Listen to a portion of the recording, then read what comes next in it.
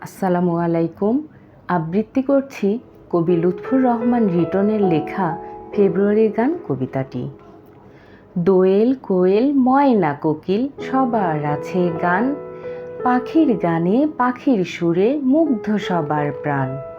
সাগর নদীর উর্মিমালার মন ভোলানো সুর, নদী হচ্ছে স্রোতস্বিনী, সাগর সমুদ্র। ছড়ায় পাহাড় সুরের বাহার, ঝর্ণা প্রকৃতিতে, বাতাসে তার প্রতিধ্বনি গ্রীষ্ম বর্ষা শীতে। গাছের গানে মুগ্ধ পাতা, মুগ্ধ স্বর্ণলতা, ছন্দ সুরে ফুলের সাথে প্রজাপতির কথা। ফুল পাখি নই, নৈকো পাহাড়, ঝর্ণা সাগর নই, মায়ের মুখের মধুর ভাষায় মনের কথা কই।